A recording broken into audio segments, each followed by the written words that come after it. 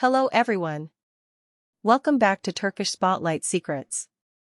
If you enjoy long, story-driven deep dives you can use directly for text-to-speech, please like this video, subscribe, and tap the join button to support more content. Today we're exploring a headline that has stirred both compassion and curiosity, the claim that Çağatay Ulusoy chose to stand by Hazal Kaya during a difficult personal chapter, quietly showing up as moral support while she navigates a legal process around her marriage. What follows is a careful, respectful narrative assembled from public chatter, eyewitness recollections, and common-sense context. It is not a tabloid shout, it is a full story about friendship, boundaries, and what solidarity can look like when the country is watching. For more than a decade, Hazal Kaya has been one of the defining faces of Turkish television.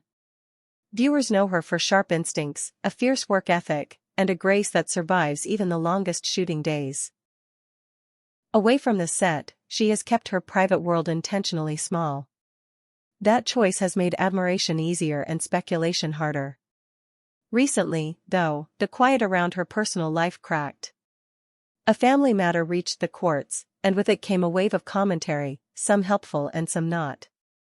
In the middle of the noise, one detail rose above the din, a report that her colleague and longtime friend, Çağatay Ulusoy, would be present in her corner.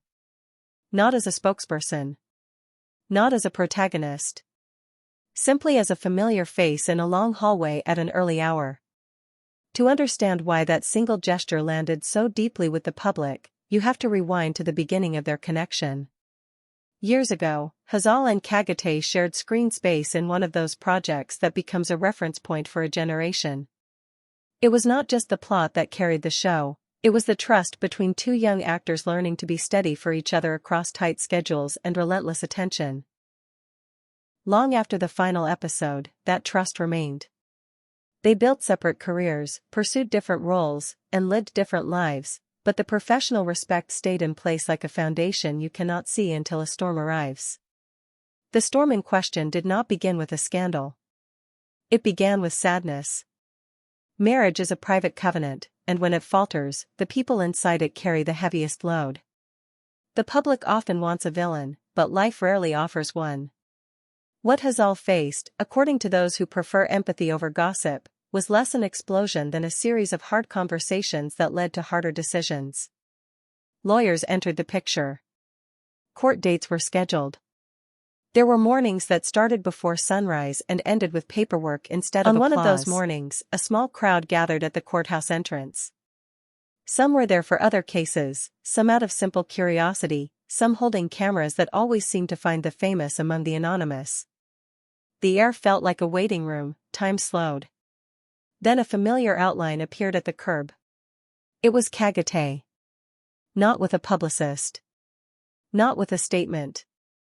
He wore the kind of clothes people wear when they hope not to be noticed. He spoke briefly to security, kept his head down, and went inside.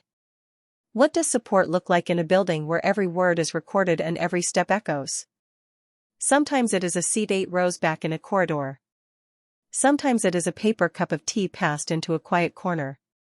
Sometimes it is a short walk around the block between meetings, the kind of walk where no one tries to fix anything because nothing can be fixed in 10 minutes. It is presence without performance. It is a friend saying, "I cannot carry this for you, but I can remind you that you are not carrying it alone." If you were expecting a scene, there was none. No grand speeches. No hushed arguments in hallways. Only logistics, handshakes, signatures, and the dull administrative rhythm that makes personal heartbreak feel mechanical. If you were expecting a joint statement, there was none of that either. Hazal has always chosen her words like an editor chooses pages. She has never owed the public a ledger of her feelings. What she has owed, and always delivered, is professionalism on set and decency outside it. In that sense, her silence here was not absence, it was alignment with who she has always been.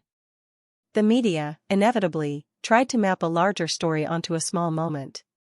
A headline asked if we were witnessing a rekindled romance. Another suggested this was a calculated image play. Both missed the point. Not every act between a man and a woman in the same frame is a love story. Sometimes it is simply the long echo of shared work done well. Sometimes it is two colleagues who have seen each other at the beginning of a career, showing up again when the middle of life gets complicated. Friends of both actors, the kind who do not sell quotes, described a boundary talk that happened days earlier.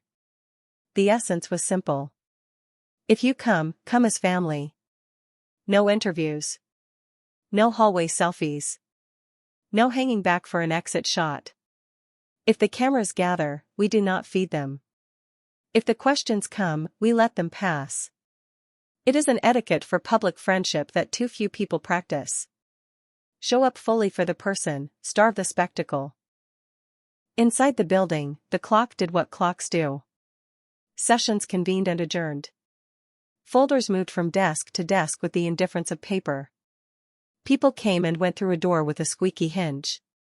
In that uncinematic setting, Hazal moved through the tasks with her signature stillness. That is the thing about watching a good actor handle real life. You see the same discipline, the same breath control, the same refusal to be dragged into someone else's tempo. She spoke when spoken to, listened when listening was required, and ignored the bait of curious bystanders who wanted a moment more than they wanted to help. When the day was done, there was no triumph, only progress. Legal processes are marathons dressed as sprints. You think you will reach the finish in one hearing, then you learn about extensions, filings, and the slow geometry of resolution. Outside, the sun had shifted. The crowd had thinned. Hazal stepped into the light that wasn't quite evening yet. She did not wave. She did not lower her head. She walked. A few paces behind, giving her the dignity of space, walked Çağatay. At the curb, they paused for less than a minute. You could see gratitude pass between them without the need for an embrace that would have become a headline. Then they went their separate ways. Why does this matter? Because public culture often treats women's private pain as communal property. Because the reflex to narrate a woman's decision through the lens of the men around her is stubborn. Because it is rare to see a famous man who understands how to be present without becoming the story. In that sense, this small act is instructive.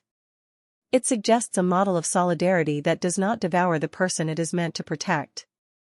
The aftermath on social media told its own tale.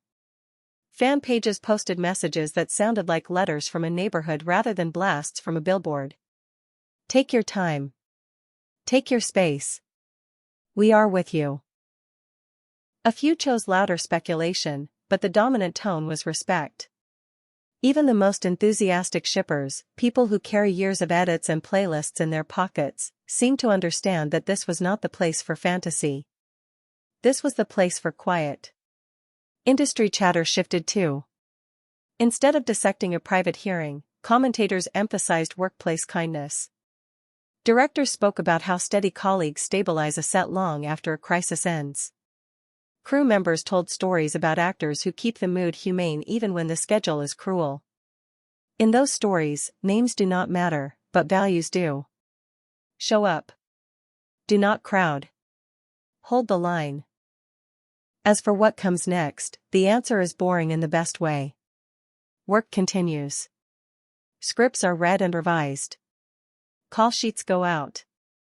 Life, which has never cared much for plot twists, goes on. If Hazal chooses to speak, it will be because she wants to, not because the week demands it. If she does not, that will be a complete sentence. If Çağatay appears again in a gray hallway or a quiet waiting room, it will be for the person he knows, not the image others project. There is one more angle to consider, and it belongs to us as viewers. We cannot keep asking celebrities to be both accessible and invulnerable. We cannot cheer for authenticity and then punish it with intrusion. If we learned anything from this week, it is that the kindest thing a crowd can do is become a cushion instead of a spotlight. Send the message, not the microphone. Offer the blessing, not the demand. Let grown people live grown lives, even when those lives do not match the arcs we imagined for them.